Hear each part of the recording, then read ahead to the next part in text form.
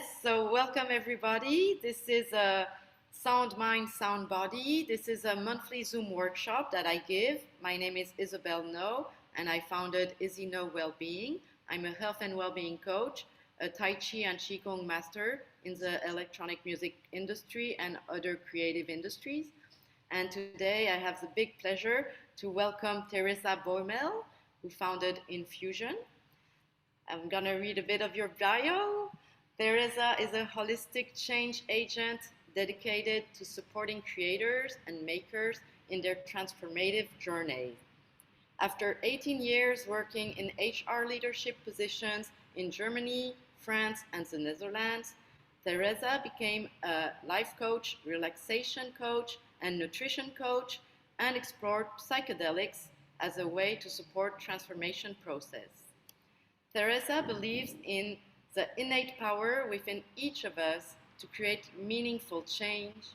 She founded Infusion, where she combines coaching, workshop creation, consulting, and copywriting to infuse that extra spark in your journey.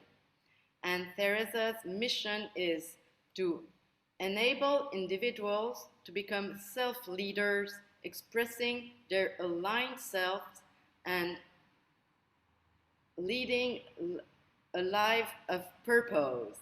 And by doing so, they contribute not only to their own well being, that of their loved ones, society, and the planet.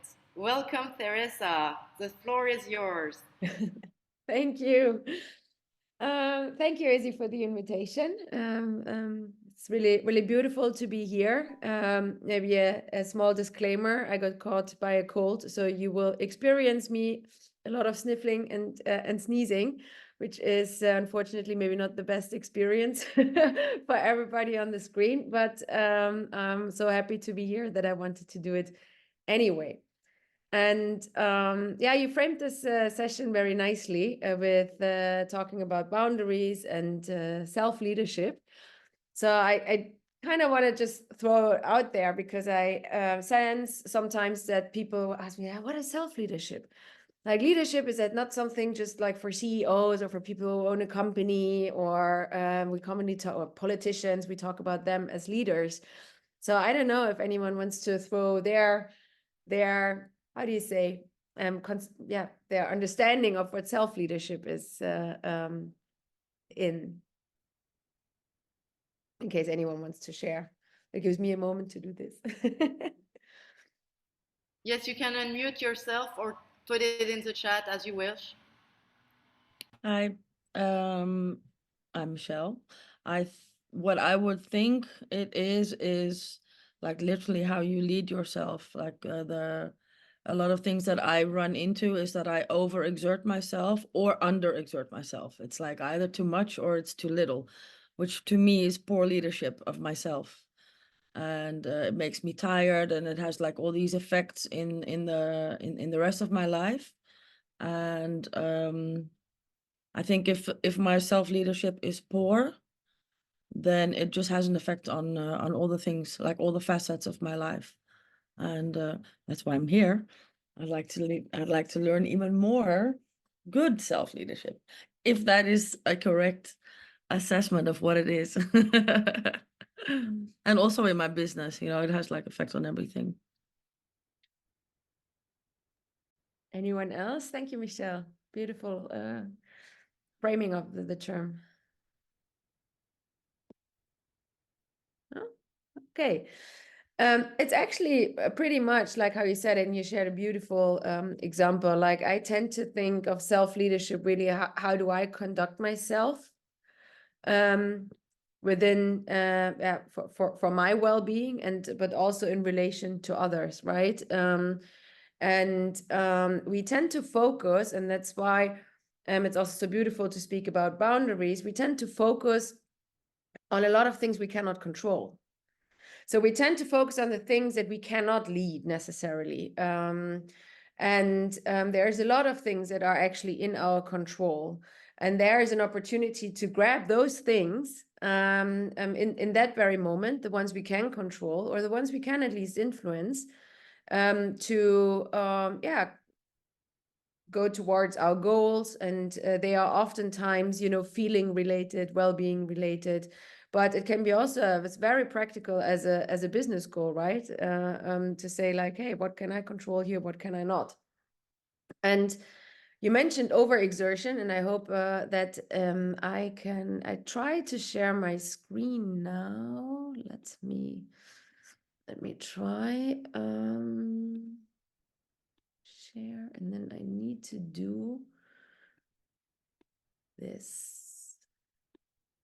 So hopefully you see a slide that says energy is the capacity to do work. Perfect. And I loved it, Izzy. You have also in your you have also in your bio about helping people to be in their highest energy. And then sometimes, you know, people ask like, what is energy? And it's basically the capacity to do work. And work is not only the work we get paid for or what we produce, but it's also to exist, to be with our friends, to be with our families, to be creative. So really the capacity to do things. And we can't do that when we overexert ourselves, right? As Michelle just so nicely said. And I wanted to share these energy quadrants just to lead up to the topic of boundaries a bit. I did not come up with this a nice construct. It was somebody called Tony Schwartz, and he leads something called Energy Project.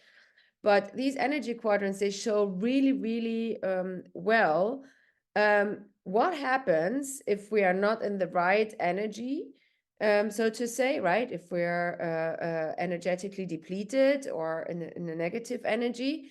And it has so much to do also with, do we take ownership in the areas where we can take ownership? So what happens is that usually we want to be in one of the right quadrants, right? We want to feel either enthusiastic, optimistic, challenged, right? And we can perform. Or we want to be in a recovery zone. We want to feel relaxed and peaceful. So we cannot always perform. That is for sure the case. Our bodies, our minds, our souls are not built for consistent performance. And different people have different, you know, cycles of performance as well. So this is where the first thing in relation to boundaries and self-leadership starts. If we think we can always perform, that might lead us to take not the correct actions in terms of performance and boundaries, right? And if we don't do that, then we might end up in the survival zone or in the burnout zone. And burnout, not to be mistaken here with what we call commonly a burnout, or other people call it exhaustion depression. The burnout zone can also just happen, you know, at the end of the day, in the course of a day. But of course, if we do that consistently, then we might end up or might face a so-called burnout.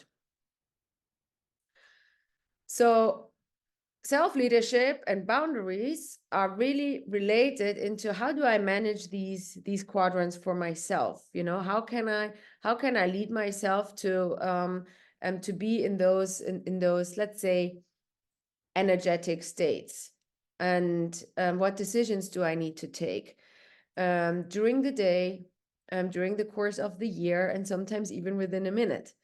And boundaries have a lot to do with that. So just pausing here for a second, in case there's any question on this, on the energy quadrant, because I went over it quite quickly given the limited time we have, and I want to come to the boundaries as well. But is there any question or anything that comes up for you?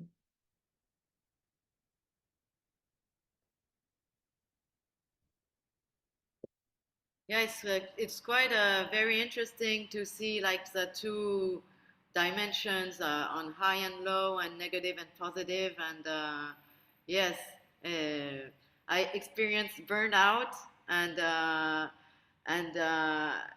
would you say that there is like a passage that goes from one quadrant to another and then to another, or the is are there like sequences?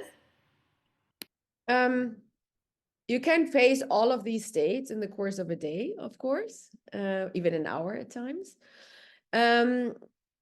Yes, it can go in a sequence, but you, for example, can never go straight from survival to performance, or from burnout straight to performance. It usually requires a longer, like a time in rest and recovery, and to go back to that more, which is a resourceful, receptive state. And from there, you can probably go to a performance state. And that's why I find the term burnout zone a bit critical, because we use burnout as this term, as this state we can be in, as, let's say, that we are unable to perform, that we are depressed, like really depleted for a longer amount of time.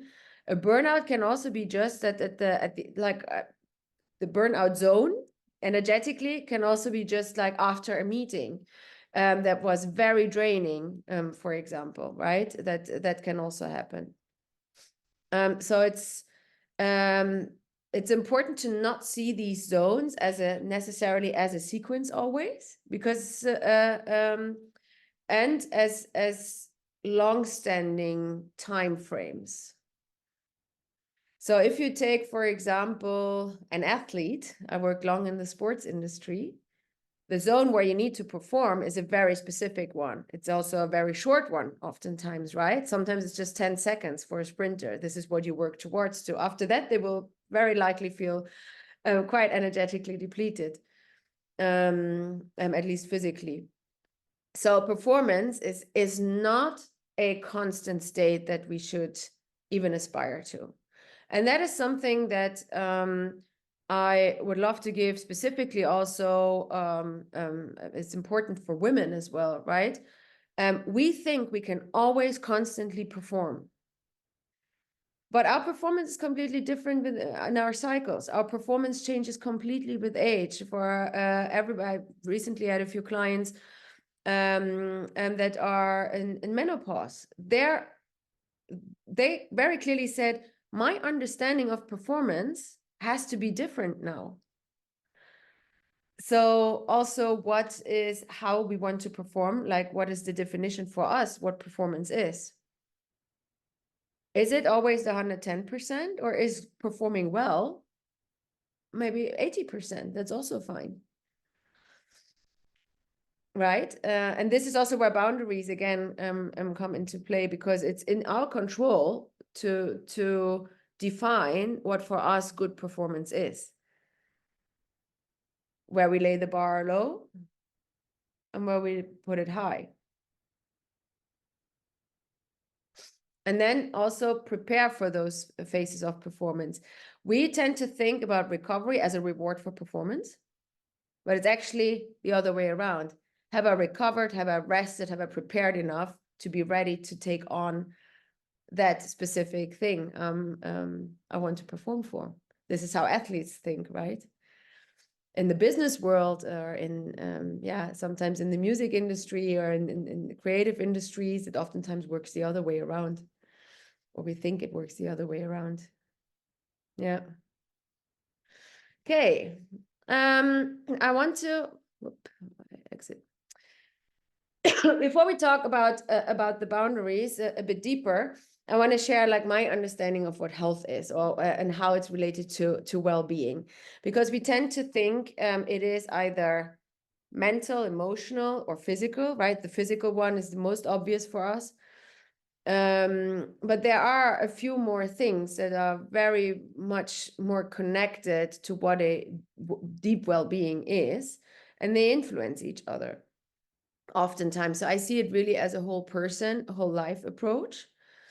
And there you can also see, when we think about boundaries, very often we go only in the physical space, or we go in the relational space a lot. Like you have access to my time and you're not.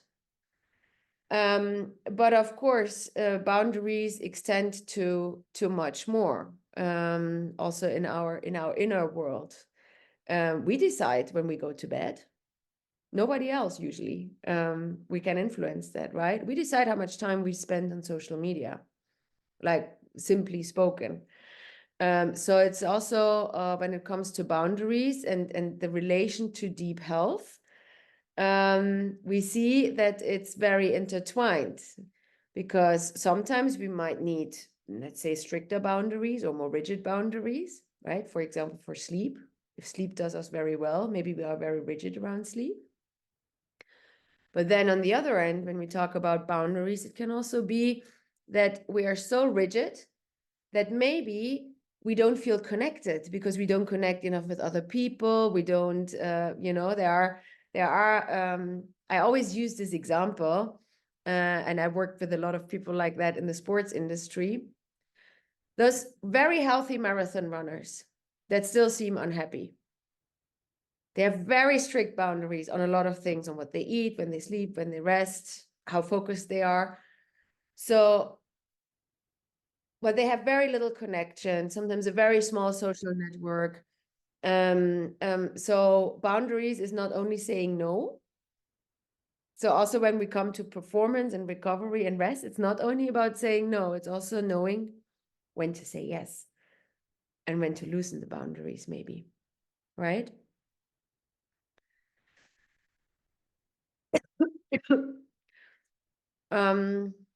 Hello. We can welcome somebody.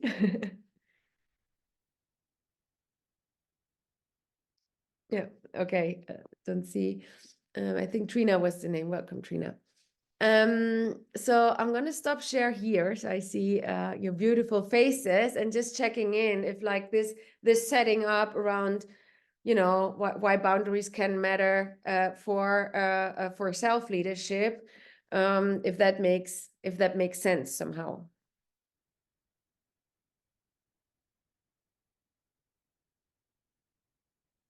Okay. So earlier, I spoke about what are the things we can control, right? We spend a lot of time on the things we can't control. And self-leadership is really focusing around the things that we can control. And then there is a magic area. And that also has to do a lot with boundaries. And that magic area is things we can influence. Those are usually the things that are related to, let's say in the relational or and also time management. So I give you an example when it comes to boundaries. My boss always calls me after 8 p.m. with urgent things. And that's actually the time when I'm not supposed to work. Or when I'm off, right? Or specifically for individuals working in the music industry, that feels like there's only one time zone. there's never day and night. The requests come in at all times of the day. So we feel like, oh, damn, I cannot really influence this whole situation, right? I have to act right away. But in fact, it is not like that. There is an area we can influence it. But why sometimes don't we influence it? Why don't we have those conversations? Because we might be afraid of a pushback, or we don't know how to say it because we don't want to appear as somebody that is maybe unconstructive or not willing or lazy. I had that personally a lot. I wanted to be seen as like strong and perfect, and I can do it always, and I'm always on. So that was very hard for me then to actually ask for the things I could influence. And then they get just coming in, and then keeps churning, and it keeps churning, and it keeps churning. And then we go closer to the burnout and survival zone. And what happens there? We are so not mindful that we say no even less and less. And then it becomes this spiral where we just get more and more depleted. So that's why I'm always thinking like it's so important that we remind ourselves of our capability to communicate boundaries and to talk with people about what boundaries for each other can be. It's a two-way street. It's not only a one-way street. So that's why I love this space around, hey, the things that I can actually influence. Because there are so many things we can influence, or we can at least share or communicate, so that we can start managing them a bit better. And time is a very good example for that. Calendar management. As one example. So I'm just checking if there is something in the chat. Yep. Okay. Good. So what are boundaries then? Does anyone have a definition, just like out of their own, their own understanding?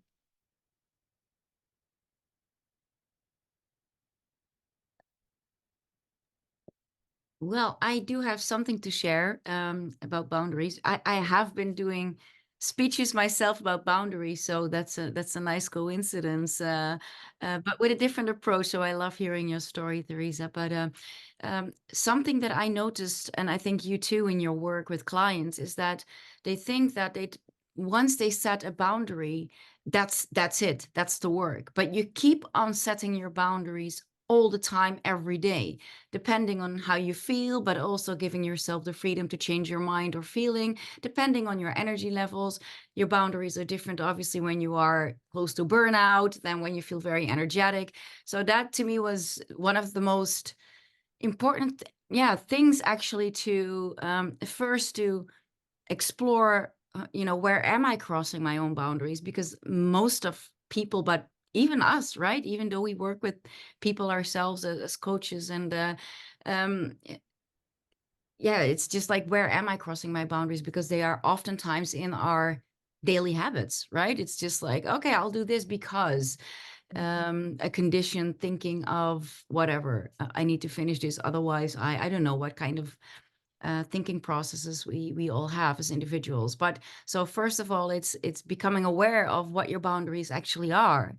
And then it's like, you feel free to set them again, and maybe differently, but it's an ongoing process. It's not a once in a lifetime event for whatever. Set a boundary in my relationship, set a boundary towards my boss at work, set my boundaries towards my best friends, whatever. So yeah, that to me were definitely some key points, that I wanted to share Beautiful. about this. Thank you for the share, and I really really appreciate it. And for me, it's also about the boundaries. They need to make sense for only one person, and that's you, right? Like, or oneself. And it can change over time, and it's also really related to what do I actually want. There is a bit this thing, and like when I go through Instagram and read all these posts, it's about that you need to have strong boundaries. Yes, and if you want to become more like maybe network, more connected, if you want to have a different inflow in your creativity, it's not about strong boundaries necessarily, it's about healthy boundaries. They might be more rigid in some areas, and in other areas they might be a bit more loose and embracing spontaneity and going into a certain flow. So if we look at some of the boundaries, you can be having very rigid boundaries when it comes to maybe your physical health. Let's say I'm very rigid on sleep and food and rest, so I can be very rigid on that. But I'm maybe less rigid on, let's say, material boundaries. To say, like, how do I share things with people? Or how openly do I share emotions with other people? Maybe there I'm a bit less rigid. So it's also not, you're not always having like the same, like, let's say, intensity of a boundary, depending on the area of life. A big example is, for example, sexual boundaries. You can have people that have almost no sexual boundaries, but share nothing of their emotions. Strong emotional or like very rigid emotional boundaries, and almost very poor sexual boundaries and engagement. And there's no judgment here from my side, but just to give you like the example that we're not always in the same space and boundaries, and depending on our experience and what we want and what our sense of safety need also is, we choose probably somewhere. And sometimes it's also, we are unaware of those boundaries. It's really good that you said that. We have to figure out what our boundaries are, and that takes also some time. I'm muted, sorry. I wanted to add something because what you said, it's like also on social media, I sometimes have posted as well, like about self-love, right? It's like, love yourself. not as a boundary, but as an example of what you just said, like just set your boundaries. Underneath setting your boundaries, oftentimes with certain things, is a shitload of other work to do before somebody can set actually a certain boundary.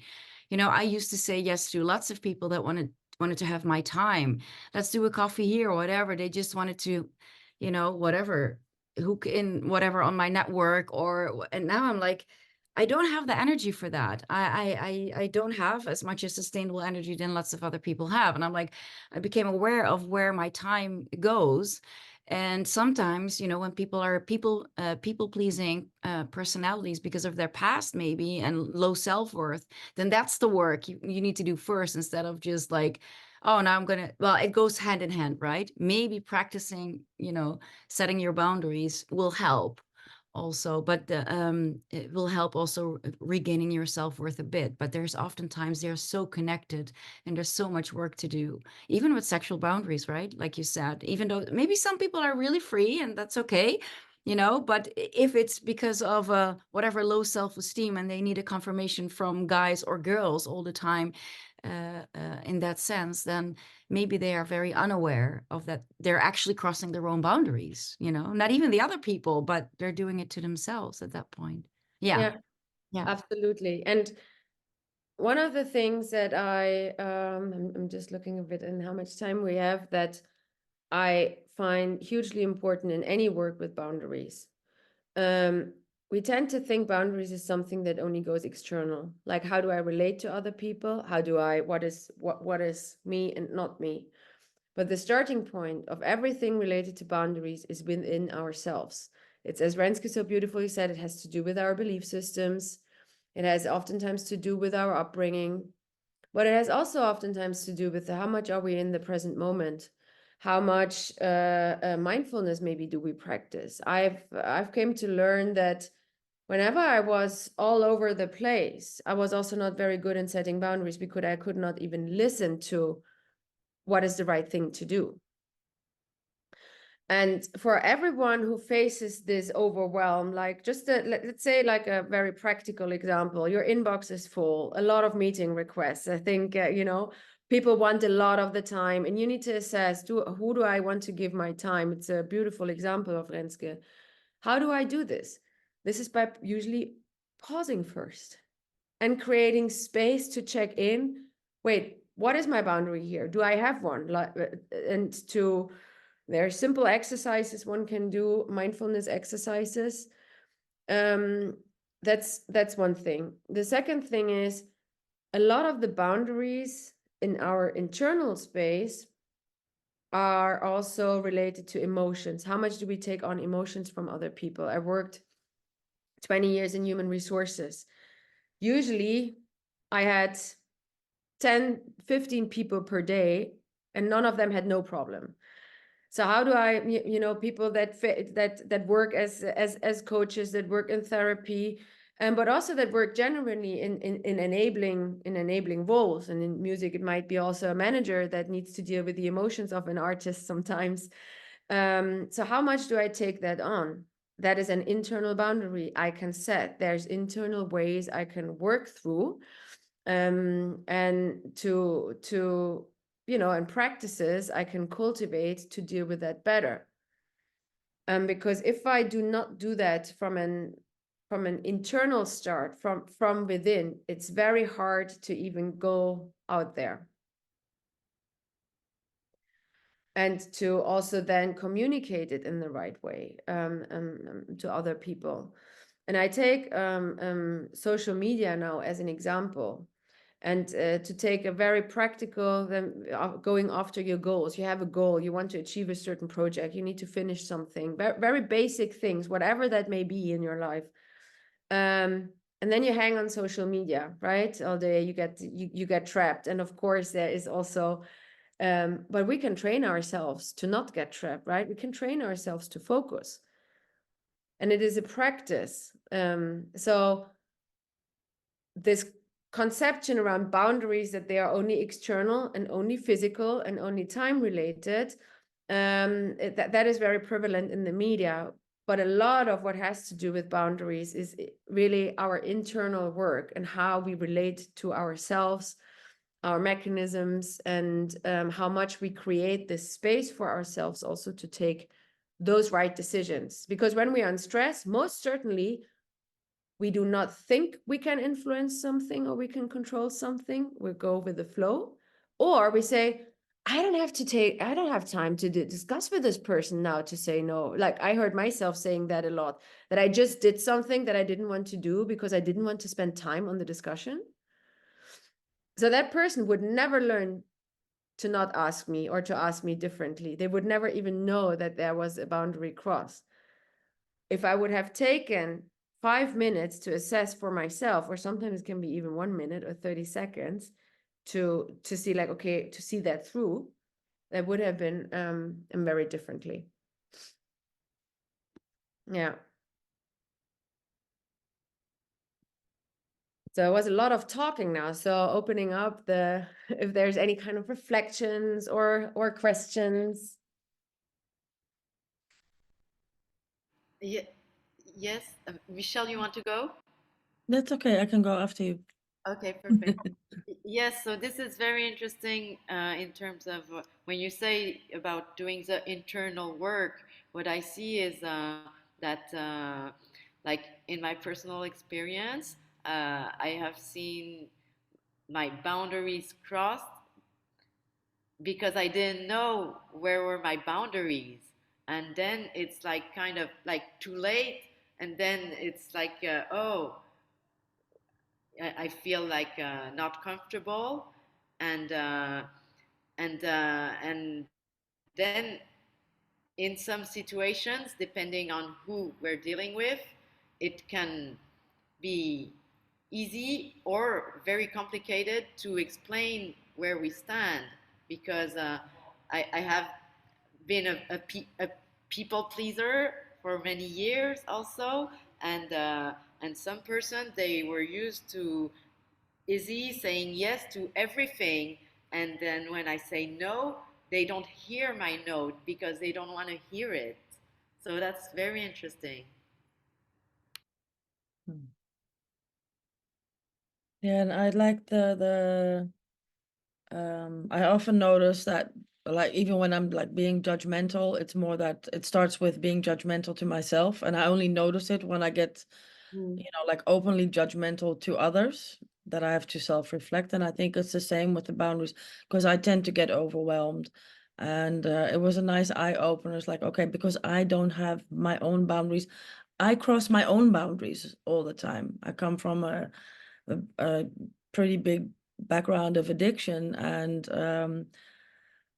that's I've just been crossing my own boundaries years and years and years and years, like nonstop on so many levels in so many areas of life, that I'm now in the process of starting to learn. Even though I'm like almost 6 years into recovery, I'm still learning a lot about, okay, where are my boundaries and how do I actually feel my boundaries, because I can get confused about what I think it should be, what's the norm, where instead of my own, my true boundary, you know. And um that's something that I'm really still learning. And I tend to I guess I mean I had like this diagnosis of traits of borderline, and so I go a little bit to the extremes of both sides. And so I'm very interested, of course, in learning more about fine-tuning those boundaries, because I think it will be very beneficial to practice that more. And also that when I am in the overwhelm, because I've just experienced a couple of months burnout. I did way too much. I overstepped my boundaries in working on myself. And I learned a lot, but then I had like a 4-month breakdown. And I think that could be avoided if I learn more about how to find like the real, my true boundaries, and not take into account what the norm is and what people think, or you know. Yeah. Mm. Thank you both for sharing your also deeply personal examples that are, I think, so relatable for many. I really appreciate that. And also noting that it's worth to appreciate that just the awareness is already a first beautiful step. And secondly, as I said earlier with performance, we tend to think that we master everything at once, right? And also setting a boundary is something that is also creating a habit and that needs to be repeated and reinforced. And generally, I give my clients the advice, start small. Don't start with the biggest thing that might be, because that feels then you get even closer to another form of overwhelm. And it's so scary that you can almost not digest it. But when it comes to boundaries, maybe for some people, it's good to start practicing maybe just with a friend first, or to really go with someone, work with a coach or with a friend and practice how it feels to say it out loud. And Izzy, you gave that beautiful example of sometimes people don't want to hear my no. But what happens often with people pleasers is that they want to set the boundaries, but then we also still want to be liked, right? So we want to limit the risk of not being liked. So then sometimes we also use language that then leaves other people maybe not being clear or confused. And I saw that in my experience in the business a lot, and that it's not only women, but it happens often to women that they say, maybe you might consider possibly changing, but only if it's all right for you, the time to half an hour earlier. If some people don't understand what that means, some people might read, oh, she wants a meeting earlier because she can't do it. But a lot of people won't understand because there's so many maybes in there that makes it not clear. So that's why sometimes it helps to write it out or to speak it out before you actually, communicate it to somebody. Because one of the most interesting things in life is we think we say something that is entirely clear, but 5 different people might understand 5 completely different things. So that's why sometimes it's good to also practice the communication of boundaries. So it's not only that I have that boundary, but also to practice, how do I communicate? And what do I do if I communicate it and it's not done? What is the consequence? Is there a consequence?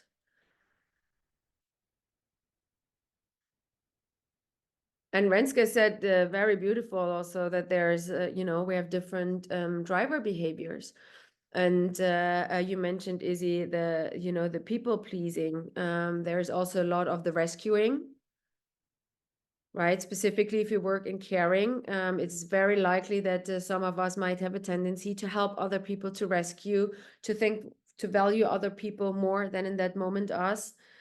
That's why, and all of them are very beautiful. There's nothing wrong with trying to make people feel good. But at what expense is it sometimes, right? And a big driver for many is also to do things fast or to be strong. So it's not only about making the other person feel good, but it's also about like just getting stuff done. I'm a person that wants to get stuff done. It's like it's something that is really desirable in our society, communicated, via the media, or if you work in corporations, you have to do things fast. Not before, not at the deadline, ideally a day earlier. So, and that can also be a driver that can be very dangerous for setting boundaries. Because then you might not listen to your body, right? You don't know when to slow down. Yeah, so one of the key questions indeed to ask, specifically when it comes to things like boundaries or to overexerting oneself in different ways, is what am I fearing here? And that's a question that can go very, very deep. So, because it can go really into some of the core beliefs, it can go into how we have been raised. And that's really ties often a lot into how we lead ourselves and how do we lead, how do we communicate, how do we communicate boundaries. And the other extreme can also be that people have very rigid boundaries and communicate them extremely rigid and then close people off and create conflict. That can also be, right? We spoke now a lot about like that we are maybe overexerting yourself, but some people might are so maybe so focused on themselves or not quite connected to others that for them it's maybe very difficult to work with other people. They shut off. They have maybe very short answers that are perceived as not caring, etc. That can be also a communication of boundary that maybe has an impact then on your, let's say, perception by others of your career success, etc. So I don't want to forget that dimension, as well, specifically as we're here as people that work also a lot with creatives, right? There is something around creating the right environment for these people to flourish. And sometimes it is a weekend of a festival, not sleeping and getting in touch with other creative people, right? If that's the right thing for you to do. So it's individually extremely different on what is the right thing to do and what they want to go after.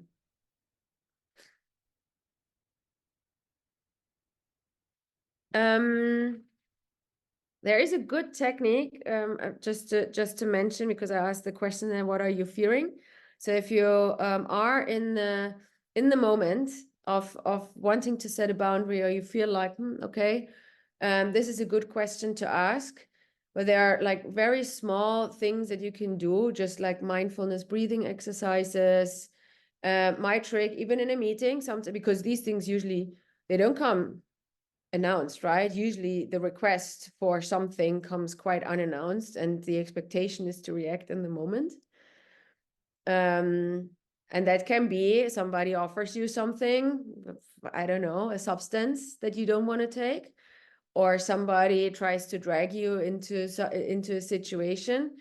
Like, it's a very simple trick and usually nobody notices. What I usually do when I'm not quite sure and I need to check in with my body, I just drink a few sips of water. It works, or I go to the bathroom. So it works to do a physical activity that takes me out of the situation, that is not necessarily visible to others, that I can just have a little self check in and to see, hey, where am I actually? How do I position myself in this?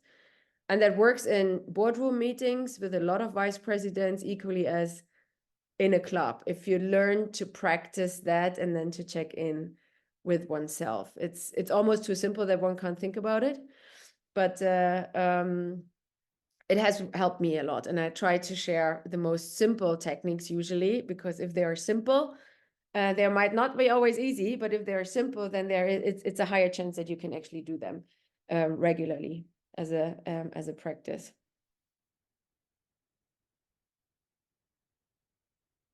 Yes, I like that exercise. Thank you, Theresa. And it also makes me think about pausing, and just pausing and taking a few breaths before giving an answer, to like respond instead of reacting in the heat of the moment. Yeah. And Renske will know this, right? Different people have different ways of checking in with themselves. So for me, it's also my gut feeling usually tells me, hey, there is something, I have a reaction. And I now have this method that I check in with myself very quickly, here, and then my gut. And then it tells me that before I respond to something. For others, it might be different. So it's very hard to give like a universal, but the universal advice is, just do something that brings you to you, and pause. And it's also a practice that you can do really through mindfulness exercises to really check in, how does your body actually feel? Because a lot of people do not know how the body feels. It's They even with want to do a sitting mindfulness exercise, differently. right? Then you see like, oh my God, I'm completely stiff, like something is not right. Yeah. Sorry, Renske. Sorry, I went right through you. It's like also when you're like just a little shifting of your body in a chair can even be enough, like crossing your legs the other way or sitting up straight, or Yeah. to literally feel your body move Yeah. as well. Yeah. Yeah. Yeah, it's nice. They're so simple that I tend to think more difficult, and the simple things are really nice, and then I forget them. Yeah. Yeah. You know, if you make a practice out of the simple things, they become a routine, and then they become kind of like your friend. Then you will notice if you don't do them. So if you get accustomed to do a mindfulness exercise, a very simple one every day, you will notice when you're not do it. That's the power of habit. And that's why I always say aim low enough so you can do it consistently, rather than, oh yeah, I start meditating now for an hour. That usually doesn't work after day 3 for most people. I mean, some might be very dedicated and it's easy for them, but for others, it's then better do 3 minutes or 1 minute and do it daily. Then you will notice it, and then you kind of, then it's like, how do you say, tying your shoe, tying your shoes. You learn it also once through practice, and then it's automatic. Yeah. And yes, I'd like to add something which you pointed out indirectly a little bit, but yeah, you definitely, I think the body is, the wisdom carrier. It's our compass. But we are also conditioned to believe that we always have to give an answer right now. And for some people, that's true. They can tap into their bodily wisdom, or what they just know. They have very clear boundaries on certain things. But a lot of the times we don't know yet. And you can buy yourself time in certain cases to say, like, I need to think about it, and actually teach my clients to say, maybe you can say, I will think about it. But what you do is basically feel about it, right? But in our world, that sounds weird. But that's another thing, because we are all conditioned to move fast in this world. And for some of us, that's correct. I'm not saying it's not correct for all of us. For some people, that's correct to move fast. But for a lot of us, like almost 50% of the people, according to the system that I use, but if people are basically, not always, obviously, right? Not for every little tiny decision, right? Do you want a cigarette? Do you want whatever, a sniff of Coke? For me, that's a definite, I don't need to think about that. I don't smoke, I don't do drugs, right? But for other things, it's like, okay, where is my boundary? For example, my example with Michelle, she called me for ADE to be in her panel. And I said, yeah, sure. But my schedule became so full. And what I was learning is I want to say yes to everything. However, I needed to say yes to the paid jobs that I got during ADE. My schedule got so incredibly full that I just had to call her again and say, Michelle, I can't do it, because I'm already in a schedule that is really going to kill me. But I also love my work, right? So you do it during ADE, you do that, you take on the things. We're all busy and tired, but so yeah, that's a perfect example of, okay, you can rebalance, like, where is my boundary, what, according to the circumstances. And yeah, anyway, I wanted to add that, yeah, that we for me too, a big lesson. I tend to think that people expect an answer from me right now all the time, but it's not necessary to do that all the time right now. Indeed. Mm. Thank you for this addition. I see we're at the hour already. It went so fast, but it's also such a beautiful topic to talk about. So thank you. I also thank you all for your contributions. It was very insightful, and for your shares. I think it's not always taken for granted that people also share such individual examples in such Zoom calls. So really, really appreciate it. And handing it back to you, Izzy.